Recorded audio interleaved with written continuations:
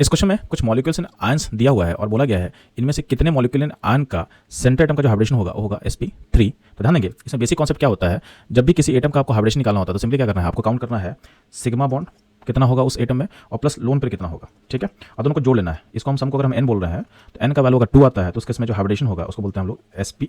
अगर 3 होगा तो हम बोलते हैं sp2, अगर 4 होगा तो बोलते हैं sp3, 5 के केस में बोलेंगे sp3d, 6 में बोलेंगे हम लोग sp3d2 एंड सो ऑन। तो ध्यान देंगे इसमें जो पहला आयन है नाइट्रेट आयन है, इसका सेंटर एटम क्या होगा नाइट्रोजन, उस पर सिग्मा बॉन्ड कितना बचे लोग, तो ये आपके पास है 3 और लोन पे कितना है तो ये है 0, तो इसका सम कितना होगा, सम होगा 3, तो हाइब्रिडेशन का क्या हो जाएगा sp2। अगला मॉलिक्यूल है BCl3, BCl3 में सेंटर एटम क्या होगा बोरोन होगा, इस पर सिग्मा बॉन्ड कितना है 3, लोन पे कितना दिख रहा बचे लोग 0, तो इसका सम क्या हो जाएगा, सम हो जाएगा 3, यानी हाइब्रिडेशन हो जाएगा sp2।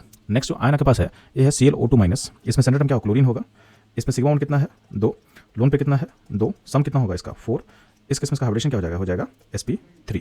अगला जो आपके पास ऑक्साइड है यानी मॉलिक्यूल जो है ClO3 है, इसका सेंटर एटम क्या होगा क्लोरीन, इस पर सिग्मा बॉन्ड कितना है 3। अब यहाँ पे ध्यान देना, यहाँ पे लोन पेयर नहीं, यहाँ पे आपके पास अनपेयर्ड इलेक्ट्रॉन है। तो ध्यान देंगे आपको ये एक स्पेशल कैसे याद रखना है कि जब भी आपका सराउंडिंग एटम ज़्यादा इलेक्ट्रोनेटिव होगा देन सेंटर एटम, तो उस केस में हम अनपेयर्ड इलेक्ट्रॉन को मानते हैं जो लोन पेयर की तरह। मान लेते हैं कि अगर आपके पास ए बी से लिंक है और यहाँ पे एक सिंगल अनपेयर्ड है, ठीक है, उस केस में अगर बी का इलेक्ट्रोनेटिविटी अगर ए से ज़्यादा होता है तो उस केस में हम जो है इसको मान लेते हैं एज ए लोन पेयर की तरह, ठीक है। यानी इस केस में अगर सेंटर एटम अगर ए होगा तो उस पर अनपेयर्ड हो जाएगा एज ए लोन पेयर की तरह। अगर इसी केस में अगर मान लेते हैं कि ए से अगर ए के पास लोन पेयर भी रहेगा और अनपेयर्ड भी रहेगा, ए के पास अगर लोन पेयर के साथ अगर अनपेयर्ड रहेगा और ए लिंक है बी से और बी अगर ज़्यादा अल्टरनेटिव है तो उस केस में क्या होता है, अगर लोन पेयर के साथ अनपेयर्ड होगा तो उस केस में हम अनपेयर्ड करते हैं नेगलेक्ट, इसमें इसको कर देना है आपको नेगलेक्ट, तो ताकि ये कॉन्सेप्ट आपको क्लियर रहे, ठीक।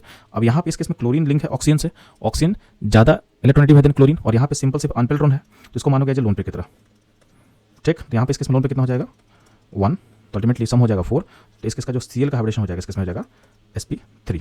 तो इस क्वेश्चन के अकॉर्डिंग हमसे पूछा गया था कितने मॉलिक्यूल आयन में हाइब्रिडेशन sp3 होगा, तो इसमें ClO2- एंड ClO3 में आपका जो सेंटर एटम है उसका हाइब्रिडेशन होगा sp3, यानी 2 ऐसे मॉलिक्यूल्स इन आयन है जिसमें आपका हाइब्रिडेशन sp3 होगा, इसका आंसर होगा 2, यानी ऑप्शन 3 हमारा करेक्ट होगा, ठीक है।